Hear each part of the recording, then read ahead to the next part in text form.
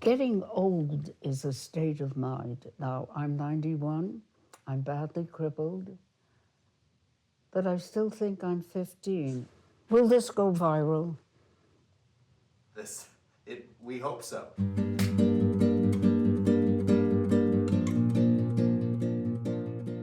There are several ways I keep myself stimulated.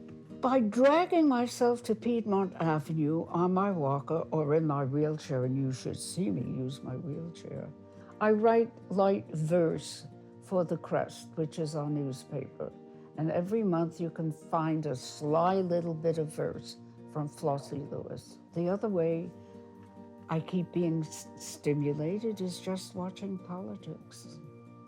And if that isn't enough to drive you crazy, I don't know what is.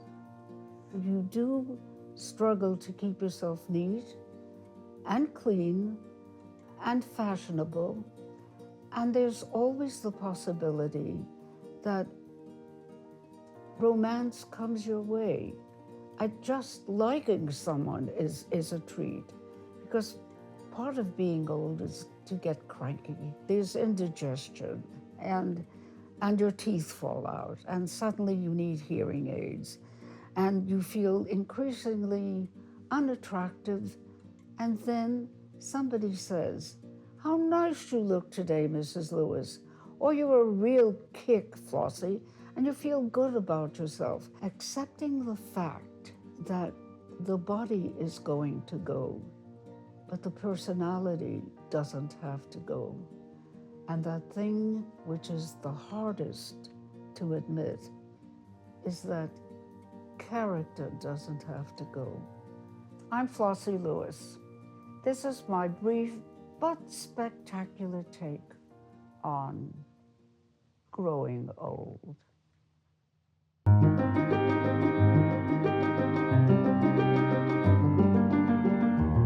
Welcome to this special episode of Brief but Spectacular. I'm Steve Goldblum. The clip you just saw of Flossie Lewis first aired on PBS NewsHour in 2016, and as she predicted, it did indeed go viral. More than 7 million viewers watched her take on growing old and living well, and Flossie was a little overwhelmed by all the attention. She called me and asked if she was expected to respond personally to each of the thousands of comments on Facebook. I assured her that she was not. Flossie's video struck a chord with millions, but one of the responses really caught our attention. It came from author Daniel Handler, AKA Lemony Snicket, who wondered how we managed to track down his high school English teacher.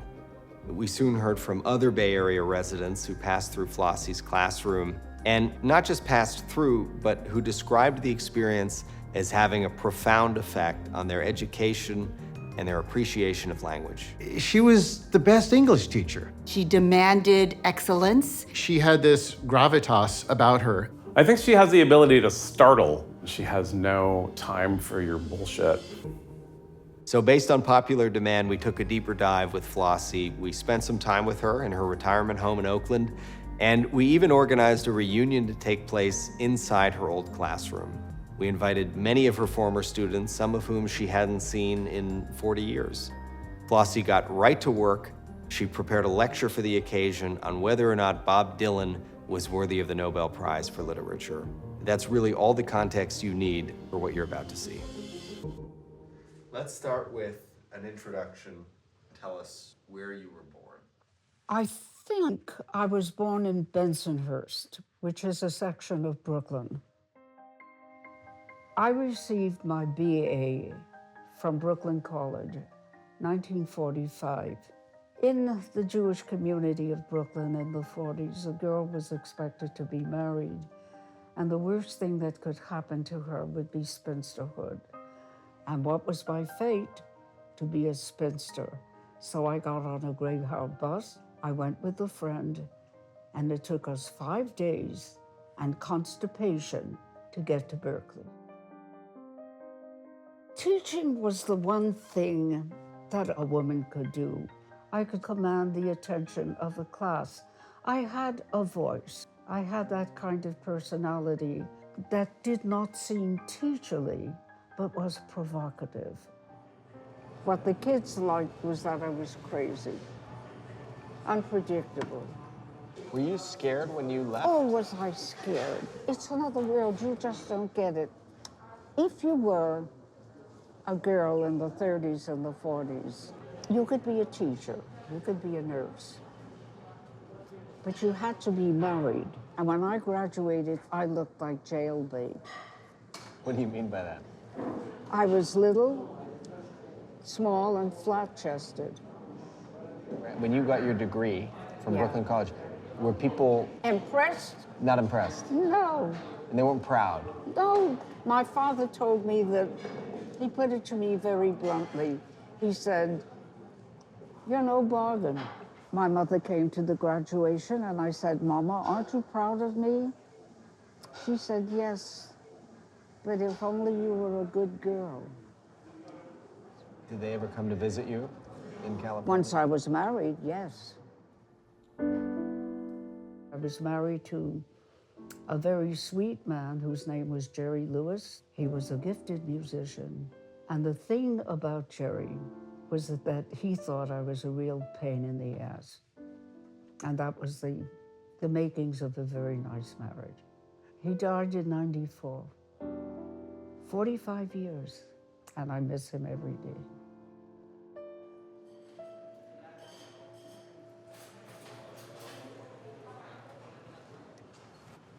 Do you find your acceptance or understanding of death has changed over the years? Somebody's walking up straight, using a walker, breezily, happily. One little stroke, and they're like this. Yeah. How long do you think you would like to be? How long would you like to live? When the eyes and the ears go, no point after that. Yeah.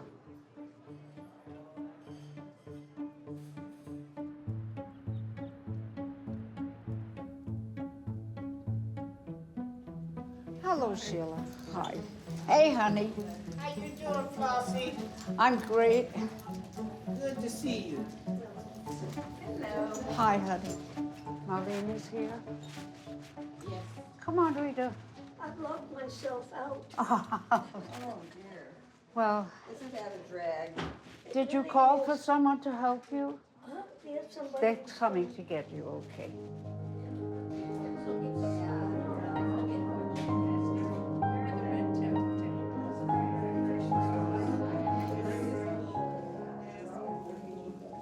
Good morning. Theme today is poems about Freedom. freedom. I have something I could read that I wrote 100 years ago. And it's only 4 lines. As we walk along the highways and byways of life, we pick up scars and bruises and deep, deep wounds.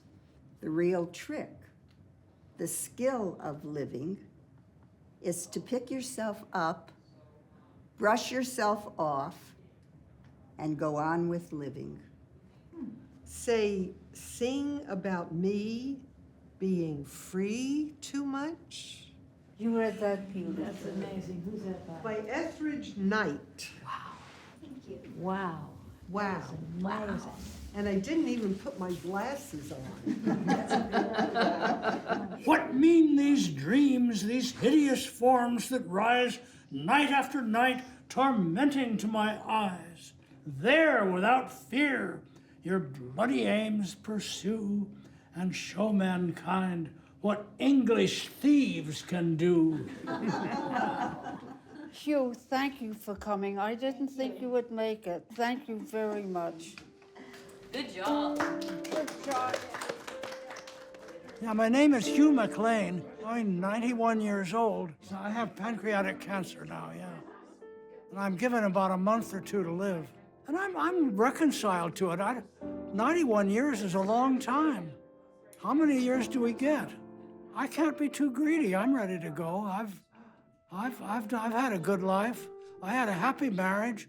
My wife died only a year ago. And I have 3 wonderful children. They're very devoted. And I have 3 grandchildren. And I love them all. You pick yourself up and you say, I'm going to get through it. I'm going to get through it because I have a reason to get through it. And really growing old is when you discover that you haven't a reason to get through it anymore, and that you'd like to go to sleep with a certain amount of dignity. As long as you fight for your dignity, as long as you ask to die with dignity, you're not old. Flossie, Yes. what have you noticed about the way people treat you as you get older? Oh, I'd love to talk about that. People are taking care of you and they say the right things, but you can be sitting right in front of them or walking by them and they don't see you. They're taking care of you, but they don't see you. I remember myself finding anyone over 40 utterly boring. And it wasn't until I became a teacher and met older members of the faculty who had so much to give me. So half the thing is to take care of the old, but give them opportunities to go out into the public if they have something to give. Where are you going to go now, Flossie? Well, what I usually do, a friend comes at 1 o'clock and we have tea together. Oh, I'm trying to get a book called Orwell's Nose.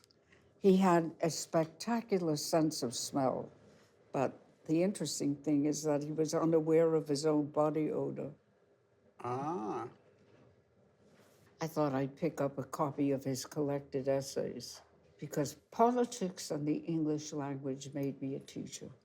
Well, he's a great writer. I mean, he's always worth reading. He was exposing the language of politicians, the kind of flatulence and verbosity and pomposity that not only politicians use, but kids who don't know what the hell they're talking about. It was such a literary culture compared to today. You know, you look at old movies and you see people's living rooms, and they're filled with bookshelves. Yeah. The undergrad library, they just redid 2 floors. Yeah. There's not a book on. I know. Well, I know. it's just a different era. Yeah. Libraries, I love them more than ever. It's so wonderful to return a book. My God. Bruce, you can have another cookie.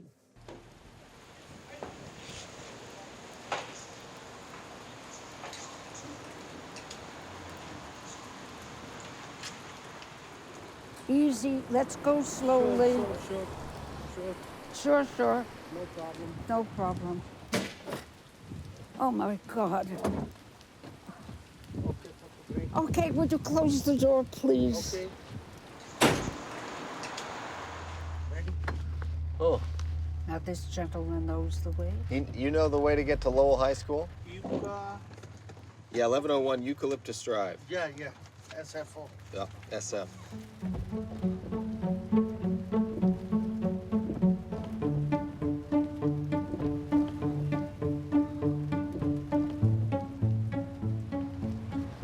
Well, you couldn't be in charge of the weather. We should have done this yesterday. I think this works well. Well, my philosophy is that everything that can go wrong will go wrong. Let's hope for the best. Okay. Steve, are we on Ocean Avenue? I think we are. I don't know. Are we on Ocean Avenue, driver? Not yet. Because we used to go down Ocean Avenue, and we'd be there by this time. So when you go back by Ocean Avenue, please. I think I was intimidated by her name. Flossie is a very unusual name. Petite woman who always wore very funky clothes. I think she has the ability to startle. She had a command over the class, just as she had a command over the poetry and the prose that she taught. She called me once when I was in college. I was very ill. I had just come out of the hospital. And she read to me from Kafka's diary. She said, "This will cheer you up." I said, but it didn't go well for Kafka, though, did it? And she said, no, it didn't. She changed the direction of my life. Because of Flossie, I became a writer. All throughout my life, Flossie's been there for me. Everyone else said no to me. And she said yes.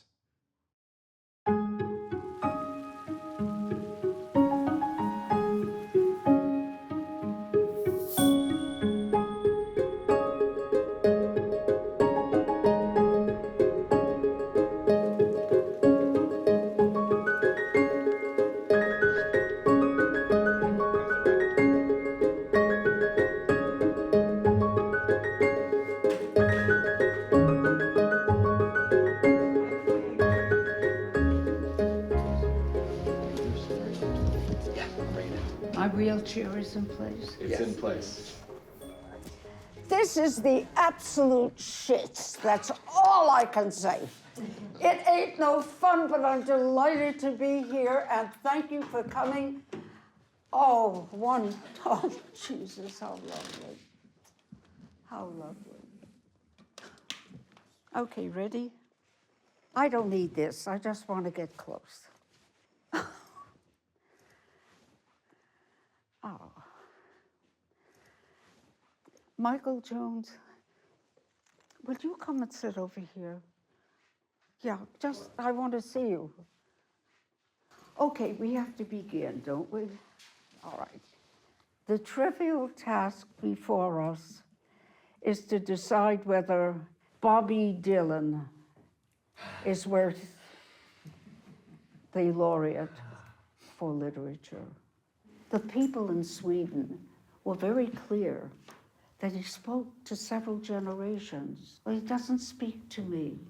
Defend his work, or open my eyes to something that I haven't seen. And we don't have to go up and down the road. But speak.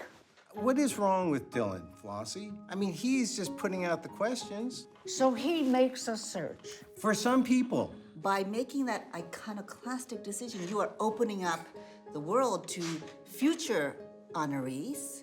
Rena, dear, you're on, baby.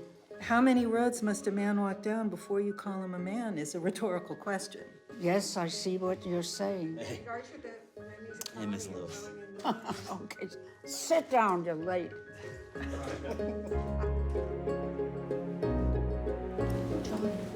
He spoke for a generation. He continues to speak. Strictly speaking, poetry, I am with you in terms of the structure. John, dear, I will not dispute anything that I've heard. I know you love him. I happen not to love him. But that's not the point. He speaks for your generation. How do we decide who represents poetry? Honey, speak. Whether he's a poet laureate, the question for me is compared to what? Put him next to someone that also merits this kind of consideration and show me how he wins, and then we can give Dylan the laureate prize for protest songs. Don't give him literature. Literature is too big, but give him a prize. Michael, put it all together for us, my dear. My goodness. I personally am unequivocally opposed to Dylan being chosen as the Nobel laureate, but that doesn't mean that I'm opposed to the views that I've heard here. I feel borne aloft by what has been said before, and that's what was wonderful about your classroom, Flossie. It wasn't just your voice. You would bring us all in, and we would kick around the room like that.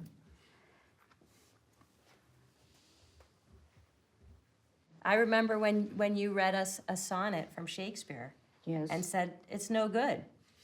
And that was amazing. That was amazing. I remember so clearly. I remember my first composition that I wrote for you, and your comment was, I'm concerned by how drab your verb are. It's just wonderful to be in your class again. When I was here in high school and coming out, I was depressed, I was kind of lost, I was maybe suicidal. I tell people, I had this English teacher who I think saved my life. And I think you did, so thank you, and I love you. You really introduced me to poetry. I've gone on to become an architect, and I have a really strong affinity for classical Greek architecture. You've made those buildings come to life for me and shown me that architecture can have poetry. Thank you very much.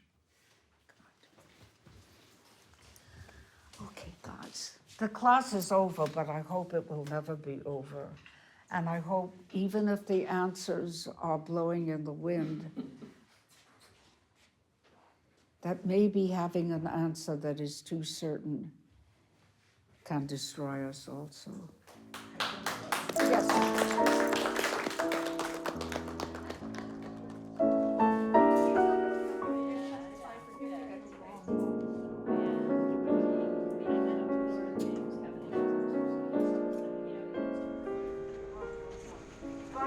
Bye-bye, nice meeting you. Oh, the cab is here. Gabby's here. It's the same man. Yeah. Tell him to go a motion out. Oh, boy.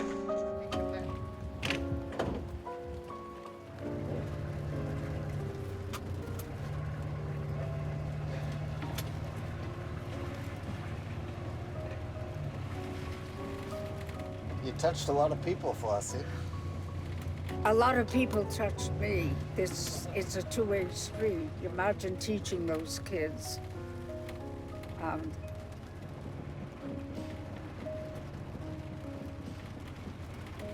He's gonna go the way he wants to go, thinking of the Ocean Avenue, what the hell.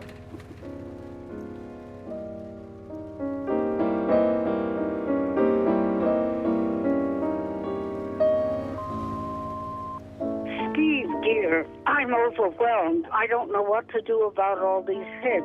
Does this enlarge your career a little bit, or do you always have such a response to your presentations? I don't know what the hell to do with all of this, but it's kind of nice. Get back to me and help me out a little bit. Bye-bye, Steve, but call me as quickly as you can. Okay, dear.